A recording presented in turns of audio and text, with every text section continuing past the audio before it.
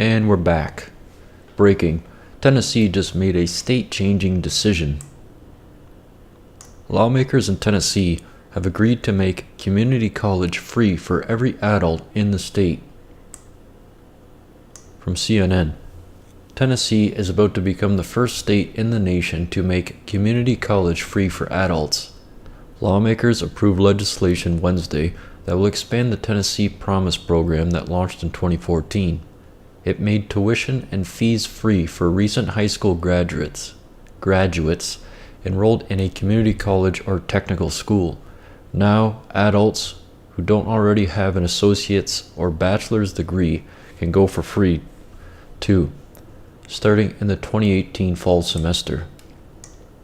Governor Bill Haslam is expected to sign the bill into law.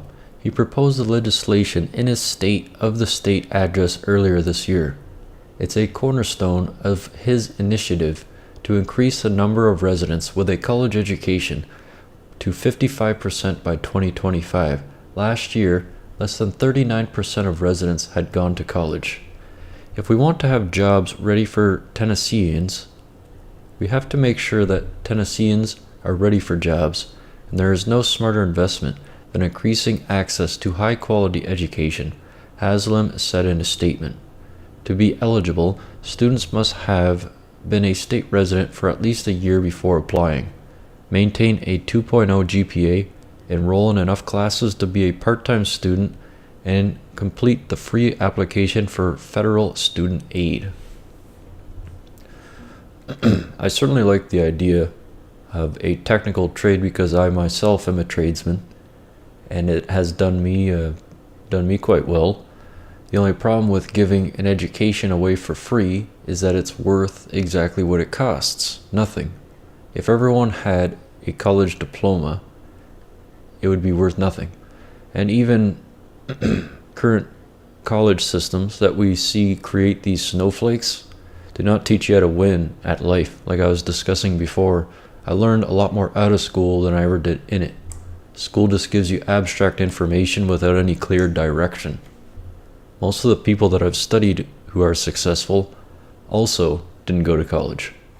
It's about the will to act. It's all about the will to act. It always has been.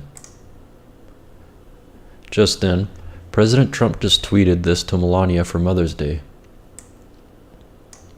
Wishing Melania, and all the other great mothers out there, a wonderful day ahead with family and friends. And God bless the women that brought us to this world. We are indebted forever.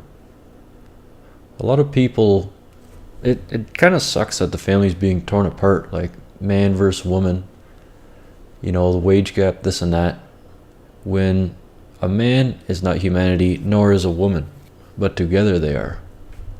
So it's quite important, but women brought us to this world. Let's make the best of it. And let's make our lives worth living. Newt Gingrich just destroyed the media. You now have a news media that is totally out of control and that thinks it's more important than the rule of law. And I couldn't have said it better myself. Look, you had an enormous breakdown in the rule of law. You had it with the Clinton Foundation, you had it with Hillary Clinton, you had it with Barack Obama, you had it with his staff. I mean, when you send the National Security Advisor out to lie on 6 different television shows about Benghazi the Sunday after an American ambassador is killed, and she knows she's lying, you can tell that there's a collapse of any kind of honesty and any kind of measure of enforcing basic sound principles. I'm not at all surprised that the Obama administration was prepared to flout the rules. And look, their core model was a radicalism going back to Saul Alinsky, in which middle-class rules and middle-class laws don't count. And I think we ought to take seriously what their intellectual pedigree is. I do believe we need a serious investigation. I do believe this administration ought to be more aggressive in going after these things and more aggressive in going after leaks. But the truth is, you now have a news media that's totally out of control.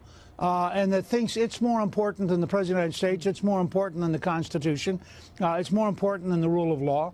And at some point, there's going to be a collision over that. And I actually applauded what the President said the last few days.